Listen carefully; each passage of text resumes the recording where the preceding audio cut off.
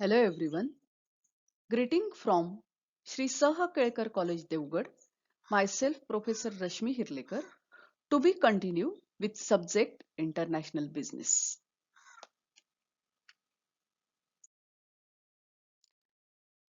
Outcome of this lecture. In this lecture, we are going to discuss about World Bank, meaning its functions, etc.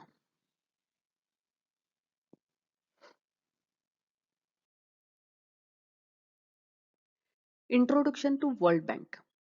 International Bank for Reconstruction and Development IBRD is also known as World Bank was a result of Bretton Woods Conference in 1944. विद्यार्थी मित्रांनो IBRD त्याचा full form आहे international bank for reconstruction and development. ही जी international bank for reconstruction and development IBRD जी आहे तिलाच world bank असं म्हणतात. वर्ल्ड बँक कशी अस्तित्वात आली तर it is result of Bretton Wood conference in 1944. आपण यापूर्वी अगोदर बऱ्याचदा आपण ब्रेटन वूड कॉन्फरन्सचा उल्लेख ऐकलेला असेल. ब्रेटन वूड कॉन्फरन्स 1944 साली ब्रेटन वूड या ठिकाणी भरली होती आणि या कॉन्फरन्समध्ये जागतिक अर्थव्यवस्था जी बिघडलेली आहे तर तिची दुरुस्ती करण्यासाठी काय केलं पाहिजे याविषयी विचारमंथन चालू होतं. आणि या कॉन्फरन्समध्ये दोन ट्विन्स म्हणजे दोन जुळे जन्माला आले आणि ती दोन ट्विन्स होती पैकी एक होतं वर्ल्ड बँक आणि दुसरी होती इंटरनॅशनल मॉनेटरी फंड IMF. तर ही जी वर्ल्ड बँक आहे तिला international bank for reconstruction development हे खरं तिचं नाव आहे आणि आपण तिला वर्ल्ड बँक असं म्हणतो. मुळात नावातच आपल्याला वर्ल्ड बँक का अस्तित्वात आली किंवा ती काय काम करत असेल हे कळतं. बघा इंटरनॅशनल म्हणजे आंतरराष्ट्रीय बँक कशासाठी फॉर रिकन्स्ट्रक्शन म्हणजे कन्स्ट्रक्शन म्हणजे उभारणे आणि रिकन्स्ट्रक्शन म्हणजे पुन्हा उभारणे अँड डेव्हलपमेंट. विद्यार्थी मित्रांनो तुम्हाला सगळ्यांना इतिहास अगोदर माहिती आहेच की 1944च्या अगोदर दोन जागतिक महायुद्ध होऊन गेली होती. एक पहिलं महायुद्ध झालं होतं आणि त्याच्यानंतर दुसरं महायुद्ध झालं होतं. दोन महायुद्धांचा परिणाम जगाच्या अर्थव्यवस्थेवर पसरला होता. जगातल्या बऱ्याच अर्थव्यवस्था या दोन महायुद्धांमुळे कोलमडल्या होत्या. मुळात महायुद्ध म्हटलं कशाला त्यांना महायुद्ध म्हटलंय हे तुम्ही तुमच्या 10वीच्या इयत्तेत शिकलेले असणार इतिहासमध्ये. कारण ही युद्ध अशी होती की या युद्धामध्ये जगातले प्रत्येक देश डायरेक्टली किंवा इनडायरेक्टली इन्व्हॉल्व्ह होते आणि त्यामुळे याचे जे परिणाम झाले जे दूरगामी परिणाम त्यांच्या अर्थव्यवस्थेवर झाले आणि त्यामुळे बरेचसे देश हे आर्थिकदृष्ट्या कोलमडले होते. तर असे जे कोलमडलेले कोलमडलेले देश होते त्यांचं रिकन्स्ट्रक्शन त्यांना पुन्हा उभारण्यासाठी अँड डेव्हलपमेंट. आता डेव्हलपमेंट कोणाची तर अंडर डेव्हलप कंट्रीज ज्या देशांचं ची प्रगती झाली नाही अशांच्या डेव्हलपमेंटसाठी International bank for reconstruction and Development स्थापन करण्याचा निर्णय ब्रेटन वूड कॉन्फरन्समध्ये घेण्यात आला. The main objective behind setting up this international organization were to aid the task of reconstruction of war affected economies of Europe and assist in development of underdeveloped nations of the world. मगाशी जे मी सांगितलं की दोन महायुद्ध झाली होती साहजिकच आणखीन एक गोष्ट आपण लक्षात घेतली पाहिजे की हे जे युद्ध झालं ते युरोपात झालं. पहिलं महायुद्ध सुद्धा युरोपात झालं. फ्रान्स पासून सुरुवात झाली होती. दुसरं महायुद्ध सुद्धा जर्मनमुळे म्हणजे झालं आणि पुन्हा दुसरं युरोपातच झालं. त्यामुळे युरोपातल्या देशांच्या अर्थव्यवस्था या पूर्णपणे कोलमडलेल्या होत्या.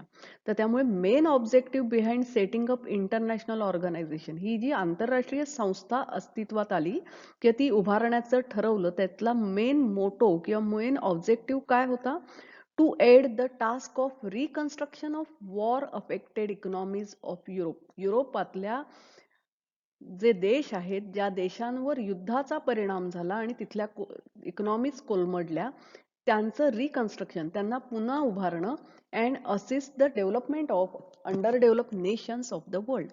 जगातले अंडर डेव्हलप नेशन्स आहेत त्यांना मदत करणं आणि त्यांना डेव्हलपमेंटसाठी मदत करणं हा वर्ल्ड बँकचा मुख्य ऑब्जेक्टिव्ह होते किंवा मेन ऑब्जेक्टिव्ह होते. वर्ल्ड बँक अस्तित्वात आल्यानंतर वर्ल्ड बँकेने पहिल्यांदा वॉर अफेक्टेड ज्या इकॉनॉमीज होत्या त्यांना पहिल्यांदा मदत केली आणि त्याच्यानंतरचं पुढचं कार्य जे आहे ते अंडर डेव्हलप कंट्रीज ज्या आहेत त्यांच्या डेव्हलपमेंटसाठी मदत करण्याचं काम वर्ल्ड बँकेने केलेलं आहे. The first few years of World Bank remain preoccupied with the task of restoring war-torn nations in Europe. जे आता मी म्हटलं तेच की पहिले काही वर्ष World Bank remain preoccupied with the task. World बँकेने कोणतं काम केलं? Restoring war torn nations in Europe. म्हणजे युरोपमधले युद्धामुळे जे देश कोलमडले होते त्यांना पुन्हा उभारण्यासाठी मदत करण्याचं काम वर्ल्ड बँकेने केलं.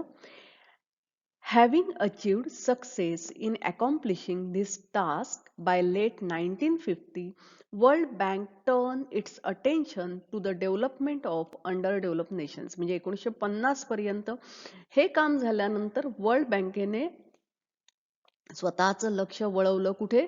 To the development of under develop nations. म्हणजे जे देश डेव्हलप नव्हते त्या देशांच्या डेव्हलपमेंटसाठी वर्ल्ड बँकेने स्वतःचं लक्ष वळवलं. पण त्याच्या अगोदर वर्ल्ड बँक ही जागतिक महायुद्धामुळे कोलमडलेल्या अर्थव्यवस्था पुन्हा उभारण्यासाठी त्यांना मदत करण्याचं काम करत होती.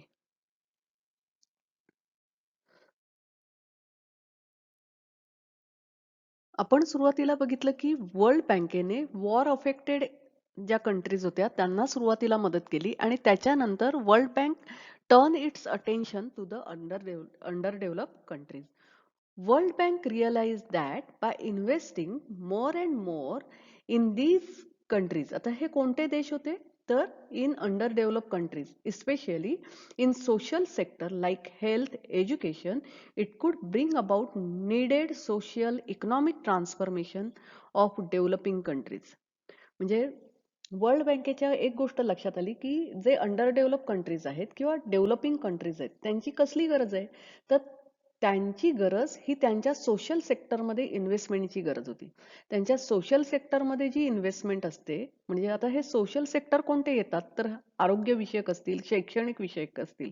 आता मुळात हे काही बिझनेस नाहीयेत.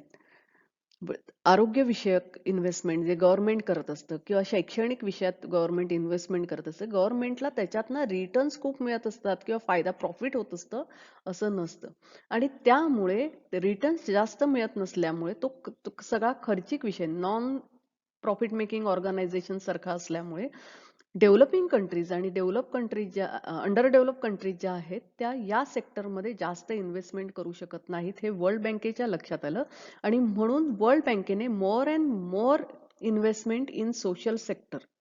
आता त्या सोशल सेक्टरमध्ये हेल्थ आणि एज्युकेशनमध्ये करायचं ठरवलं जेणेकरून या डेव्हलपिंग कंट्रीज किंवा अंडर डेव्हलप कंट्रीजमध्ये सोशल आणि इकॉनॉमिक ट्रान्सफॉर्मेशन घडवून आणता येईल.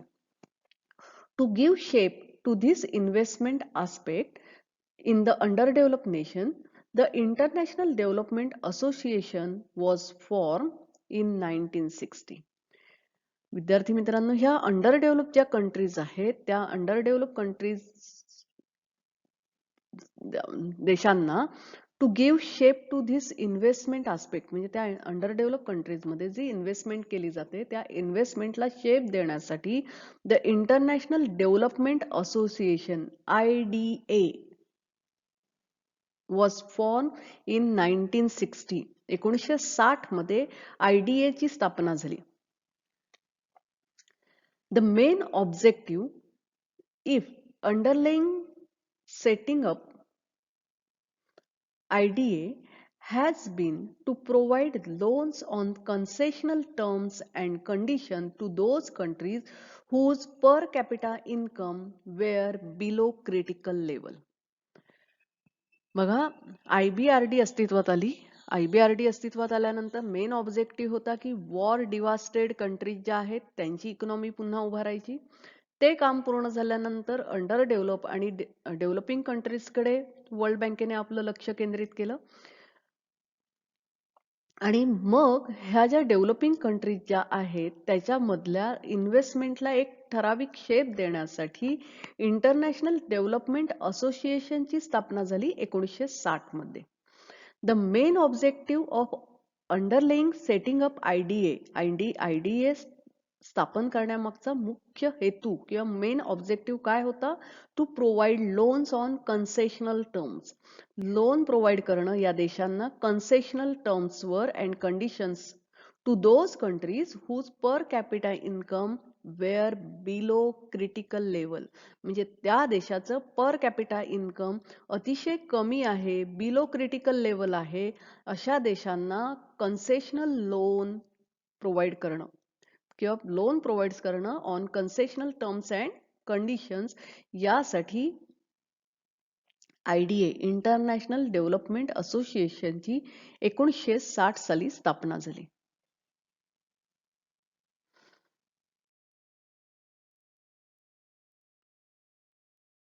आपण अगोदरच्या स्लाइडमध्ये बघितलं की इंटरनॅशनल डेव्हलपमेंट असोसिएशनची स्थापना 1960 मध्ये वर्ल्ड बँकेने केली. कशासाठी? ज्या अंडर डेव्हलप कंट्रीज ज्या आहेत त्यांना लोन देण्यासाठी, आणि ते loan on concessional terms and conditions होते. What is this meaning of concessional terms and condition? Concession म्हणजे काय? किती कन्सेशन, कोणत्या कंडिशन्स होत्या असतील, त्याचा अर्थ आपण या स्लाइडमध्ये पाहणार आहोत.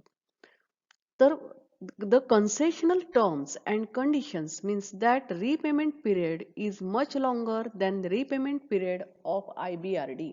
IBRD म्हणजे वर्ल्ड बँक जे कर्ज देत होती त्या कर्जाचा रिपेमेंट पिरियड जो होता त्याच्यापेक्षा कितीतरी पटीने इंटरनॅशनल डेव्हलपमेंट असोसिएशन जे कर्ज देतात त्यांचा रिपेमेंटचा पिरियड मोठा लॉंगर होता. म्हणजे वर्ल्ड बँक तुम्हाला कदाचित 5 वर्षासाठी 10 वर्षासाठी कर्ज देत असेल तर इंटरनॅशनल डेव्हलपमेंट असोसिएशन तुम्हाला 30 वर्ष 50 वर्ष 75 किंवा 100 वर्षासाठी कर्ज देते. आता लॉंग रिपेमेंट पिरियड असेल तर साहजिकच आहे जो फंड आहे तो फंड व्यवस्थित इन्व्हेस्ट करून त्याच्यावरच इन्व्हेस्ट करण्यावर लक्ष कॉन्सन्ट्रेट केलं जातं. अर्थात इंटरनॅशनल डेव्हलपमेंट असोसिएशन फक्त अशाच देशांना कर्ज देते ज्या देशांचं पर कॅपिटा इन्कम हे क्रिटिकल लेवलच्याही खाली आहे. तर त्यामुळे यांचा रिपेमेंट पिरियड हा खूप मच लॉंगर होता. Second, the bearing nation did not to pay any interest on borrowed amount. म्हणजे इंटरनॅशनल डेव्हलपमेंट असोसिएशन कडनं घेतलेलं जे कर्ज आहे त्या कर्जावर कोणतंही व्याज द्यावं लागत नाही. फक्त तुम्ही काही ती 25 किंवा 50 वर्षानंतर जी अमाऊंट कर्जाची त्या देशाने घेतलेली आहे ती त्या इंटरनॅशनल डेव्हलपमेंट असोसिएशनला परत करायची. IDA thus provides interest-free long-term loans to the poor nations. अशा प्रकारे international Development association interest free आणि लॉंग टर्म लोन गरीब देशांना प्रोव्हाइड करते. International bank reconstruction and development also provides loan, but this carries interest charge on commercial basis. World bank सुद्धा कर्ज देते देशांना, पण world bank carries interest on commercial basis. म्हणजे वर्ल्ड बँक कर्ज देत असताना व्याज लावते आणि हे जे व्याज आहे हे कमर्शियल बेसिसवर लावलं जातं. Third, over the time additional organisation have been set up under the umbrella of World Bank. म्हणजे वर्ल्ड बँक ही एक छत्री म्हटली तर त्या छत्रीत आपण कसे 4-5 माणसं राहतो किंवा 4-5 नाही पण 2-3 जण राहतो, तसंच ओव्हर द टाइम काही कालावधीनंतर वर्ल्ड बँकच्या अम्ब्रेला म्हणजे त्या छताखाली आणखी काही ऑर्गनायझेशन्स अस्तित्वात आल्या. As today, World Bank is a group of 5 international organizations responsible for providing finance to different countries. म्हणजे आतापर्यंत वर्ल्ड बँकेच्या छताखाली 5 आंतरराष्ट्रीय संस्था अस्तित्वात आलेल्या आहेत. मगाशीच आपण बघितलं होतं की इंटरनॅशनल डेव्हलपमेंट असोसिएशन हे वर्ल्ड बँकेच्या छताखाली अस्तित्वात आलेली एक संघटना आहे. तर अशा 5 संघटना अस्तित्वात आल्या विच आर रिस्पॉन्सिबल, ज्या रिस्पॉन्सिबल आहेत प्रोव्हाइडिंग फायनान्स प्रोव्हाइड करण्यासाठी टू डिफरंट कंट्रीज, वेगवेगळ्या देशांना फायनान्स प्रोव्हाइड करायचं काम या 5 इंटरनॅशनल ऑर्गनायझेशन्स करतात. The group and its affiliates headquartered in Washington DC, catering to various financial needs, are listed in box A, World Bank and its affiliate. म्हणजे world बँकेचं headquarter कुठे आहे तर वॉशिंग्टन DC या ठिकाणी आहे आणि वेगवेगळ्या देशांच्या आर्थिक गरजा काय आहेत तर याचं लिस्टिंग बॉक्स ए वर्ल्ड बँकेच्या बॉक्स ए मध्ये केलेलं दिसतं.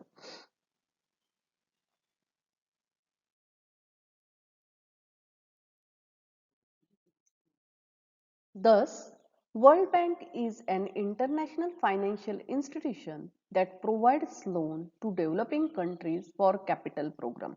म्हणजे ही एक आंतरराष्ट्रीय फायनान्शियल इन्स्टिट्यूशन आहे जी लोन प्रोव्हाइड करते देशांना फॉर कॅपिटल प्रोग्राम.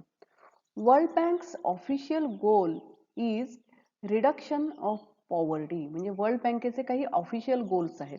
त्यातला एक आहे जगातली पॉवर्टी कमी करणं according to articles of agreement as amended effective on 16th February 1989. All its decisions must be guided by commitment to the promotion of foreign investment and international trade to facilitate capital investment. म्हणजे world बँकेच्या articles of association मध्ये 16 February 1989 मध्ये जे बदल केले गेले त्यानुसार commitment to the promotion of foreign investment, foreign इन्व्हेस्टमेंटचं प्रमोशन करणं, आंतरराष्ट्रीय व्यापार वाढवणं and facilitate capital investment, capital इन्व्हेस्टमेंटसाठी जी काही गरज आहे त्या पूर्ण करणं हे वर्ल्ड बँकेचं गोल आहे. World bank comprises of 2 institutions, international bank for reconstruction and development and international Development association. म्हणजे वर्ल्ड बँक जी आहे ना ती 2 मुख्य संघटनांची बनलेली आहे. एक आहे IBRD आणि दुसरा आहे इंटरनॅशनल डेव्हलपमेंट असोसिएशन, जे आपण मगाशी बघितलं की अंडर डेव्हलप कंट्रीजना लोन देण्याचं काम त्यामध्ये केलं जातं. The World Bank should not be confused with World Bank Group. World Bank ही वेगळी आहे आणि वर्ल्ड बँक ग्रुप हा वेगळा आहे. World Bank Group comprises which comprises the World Bank, the International Finance Corporation, Multilateral Investment Guarantee Agency, International Center for Settlement of Investment Dispute. म्हणजे World Bank group आणि World bank ह्या दोन्ही वेगळ्या आहेत. World Bank group म्हटलं की world bank ग्रुपमध्ये world bank येते म्हणजे ज्याच्यात IBRD आणि IDA पण येतं. त्याच्यानंतर इंटरनॅशनल फायनान्स कॉर्पोरेशनचा अंतर्भाव होतो. मल्टीलॅटरल इन्व्हेस्टमेंट गॅरंटी एजन्सी MIGA चा अंतर्भाव होतो आणि लास्ट आहे international centre for settlement of investment dispute ICSID. या 5 संस्थांचा अंतर्भाव वर्ल्ड बँक ग्रुपमध्ये होतो. आपण अगोदरच्या स्लाइडमध्ये बघितलं होतं की वर्ल्ड बँकेच्या छताखाली 5 आंतरराष्ट्रीय संस्था आहेत आणि पहिली IBRD आणि IDA इंटरनॅशनल डेव्हलपमेंट असोसिएशन या 2 आपण बघितल्या होत्या. तिसरं जे आहे ते IFC इंटरनॅशनल फायनान्स कॉर्पोरेशन. चौथं आहे मल्टीलॅटरल इन्व्हेस्टमेंट गॅरंटी एजन्सी MIGA आणि हे चौथं झालं. 5वं जे आहे international centre for settlement of investment dispute ICSID.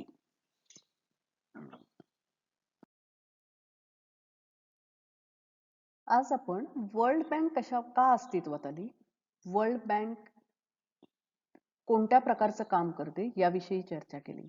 म्हणजे दुसऱ्या महायुद्धानंतर युद्धामुळे मोडकळीस आलेल्या देशांच्या अर्थव्यवस्था पुन्हा उभारणं हा पहिला हेतू होता आणि दुसरा होता की अंडर डेव्हलप कंट्रीज ज्या आहेत त्यांना मदत करणं.